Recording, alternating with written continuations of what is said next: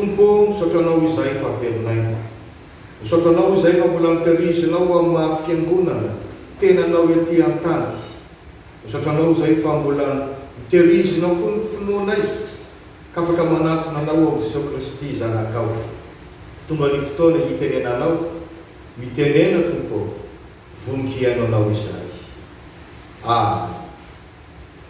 Korintianina voalohany toko 5:20 andiny fahavalo ka hatramin'ny 4:20 no isy niakatry ny Tompo ho anao ny fiangonana malala.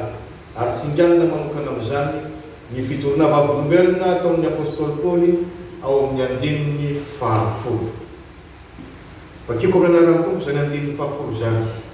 Ny fahasoavan'Andriamanitra amina toy izao ahy, ary tsy foana ny fahasoavany ato amiko, fa efa niasa fantatra mihoatra noho izy rehetra aho, nefa tsy izao, fa ny fahasoavan'Andriamanitra no niara-niasa tamiko.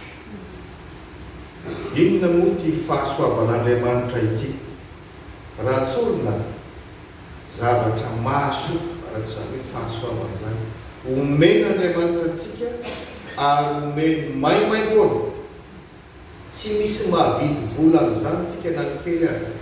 Tsisy amintsika izao manao hoe satria niezaka dia mendrika io fahasoavana io. Tsy misy mendrika io fahasoavana io tsika. Na izay heverina fahonon-kely eo fiarahamonina azy. Fa Andriamanitra no manome ary mahasoa antsika izany. Manome maimaim-poana. Fantany fa tsy mendrika mena amin'izany tsika, fa omeny any amin'ny maha-Andriamanitra fitiavana azy. Raha tsony famindrampon'Andriamanitra ilay fahasoavan'Andriamanitra. Ary raha mijery vavolombelona ny apôstôly Paoly hoe efa soavan'Andriamanitra natoy izao aho, dia tsy miteniteny foana izy. Rehefa tena mahafantatra ny fiainantsika dia mahita ny hoe marina tokoa izany. Satria ny fahamarihana voalohany dia izao, ny fahasoavan'Andriamanitra no matoy izao antsika, satria ny fahasoavan'Andriamanitra no mamelona antsika. Fahasoavan'Andriamanitra no mamelona antsika. Zany koa tsy milaza hoe dia tsy sakafo ve? Sakafo tokoa isika, matory isika, fa misy fotoana tsy ampoizina, tsy avy amintsika kozy, saika maty isika. Fa eo misy no atsapana hoe tanan'Andriamanitra no miazo. Ny apôstôly Paoly amin'ny andininy 9 rehefa mijery vavolombelona sady, zany izy ka zaza tsy tonga volana. Manomboka zany rehefa efa saika tsy teraka, efa saika maty. Fa ny fahasoavan'Andriamanitra dia tonga apôstôly ihany izy. Ilay fahasoavan'Andriamanitra zany no namelona azy. Ao amin'ny Korintianina faharoa 1:20 dia misy fijonana vavolombelona maromaro ataony. Milaza hoe fa impiry moa no efa tsy efa saika maty. Efa intelo aho kapohana tamin'ny hazo. Efa nitoraham-bato aho mba ho faty. Efa intelo aho nivaky sambo. Efa saika nahita loza tamin'ny ony. Efa saika maty ny jiolany. Sy ny sisa miangavy anao aho avao izany.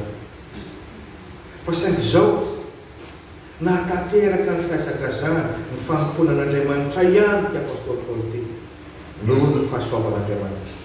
Ka azadaky ianao fa tsy hoe tononkalo zany firatan'izany, fa tena fizona vavolombelona hoe ny fahasoavan'Andriamanitra no matoy izao aho. Za manokana koa rehavana dia mahatsiaro ny hitondran'Andriamanitra ny fiainako manoloana zany fijoroany ny apôstôly Paoly zany. Fa fony mbola kely aho dia narary mafy. Ary ny fianakaviana efa tsy fa manomboka amin'ny ravoravo-panana hoe izay ngamba misy. Dia mahagaga na dia naharitra ela zany fitsaboana dia sitrana soamantsara. Azao hitanareo izao ihany. Za koa mba afaka milaza ny fahasoavan'Andriamanitra no natoy izao aho. Efa mba nandalo ny fahadalany fahatanyrano. Efa nahita loza maro. Fa mahagaga mbola ny tantan'Andriamanitra ary ny kely mba ho isan'ny mpanompony ihany ankehitriny. Mino aho fa ianao koa dia nandalo zava-tsarotra, nandalo loza maro, efa saika maty mimbetsaka, fa ianao mbola velonay. Ianao fa mbola navelany nisonitra trano. Mino aho fa manana ho izay ho tantaraina koa ianao. Ka raha mba tsapanao hoe nisy fahasoavan'Andriamanitra ihany teo fiainanao.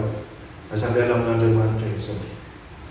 Ary tena voaprofeta ny famarina ny tenin'Andriamanitra amin'ny fitomanina fahatelo amin'ny faharoa amby roapolo hoe ny famindrapon'Andriamanitra no tsy nahalandritra antsika ary tsy mitsahatra io fiantrana izay ny famindrapo, izay ny fahasoavana, fiantrana. Vaovao isa-maraina zany hoe raha mbola velona ina koa anao isaky misokatra masonao io, aza adino ny migeran'Andriamanitra, aza adino ny misaotra an'Andriamanitra fa nandray fahasoavana andray ianao zay. Inona ny fahamarina faharoa? Ny fahasoavan'Andriamanitra no matoy izao antsika satria ny fahasoavan'Andriamanitra no mahatonga antsika kristianina. Kristianina ve ianao zao? Tsy moramora zany. Misy ady mafy nataon'Andriamanitra tao ambadika tao. Aitsika tsara ny tantaran'izany Paoly apôstôly zany. Saoly ny anarany fahiny. Nanino izy tamin'izany? Nanenjika ny fiangonan'Andriamanitra. Zay ny amin'ny andiny fahasefy. Tena feno fankalana. Tena feno hafanampo izy manao an'izany. Tena navita namono, nandoro. Zany ny fiainan'ny apôstôly Paoly. Raha ny marina zany, fomba fiveren'olombelona, tokony meloana ho faty izy.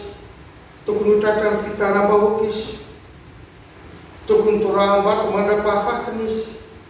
Ary dia nanaovana ny fanenjera sy ny fanaritsiana samihafa satria mendrika amin'izany. Fa zao no mahagaga ny fahasoavan'Andriamanitra amin'ny tonga aloha.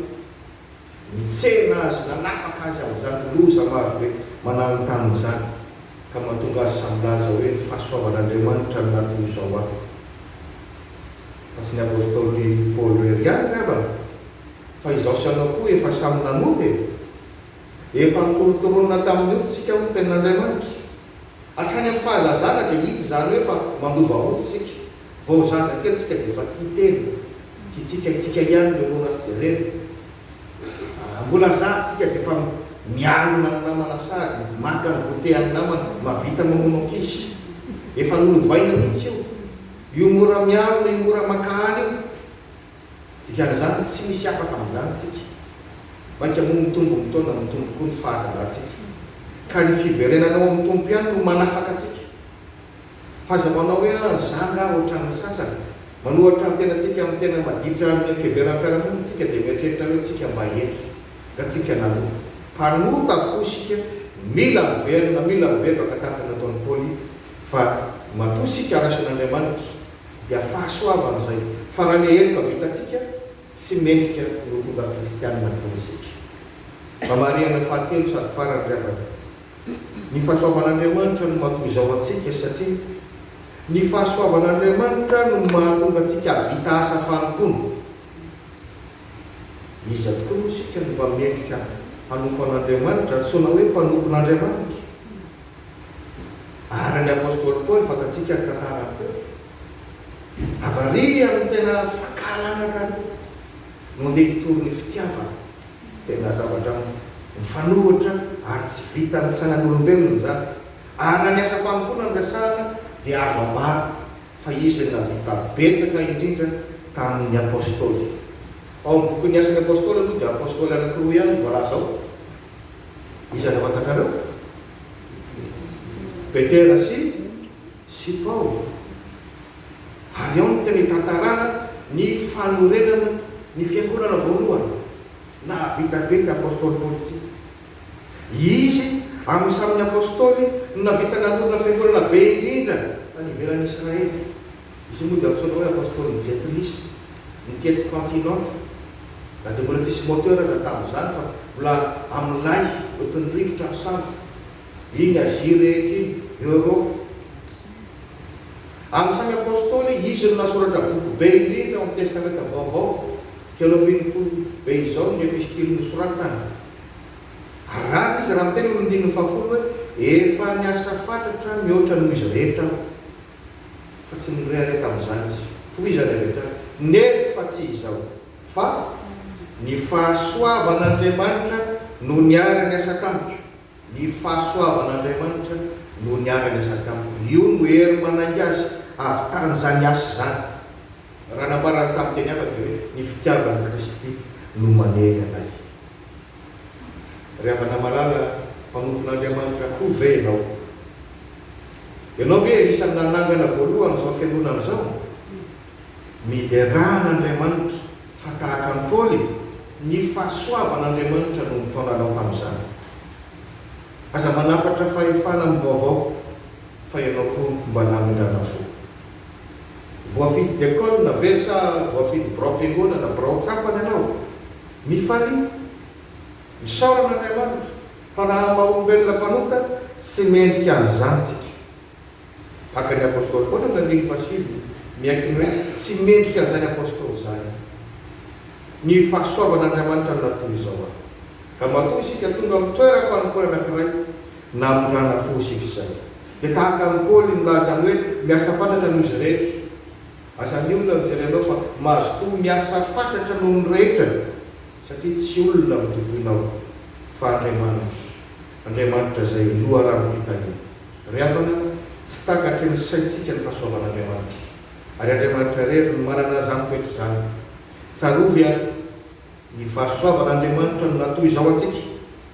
Koa mahazo toa ianao miala mandeha amin'ny Andriamanitra fa no miaraka amin'ny any no mahazo atsika.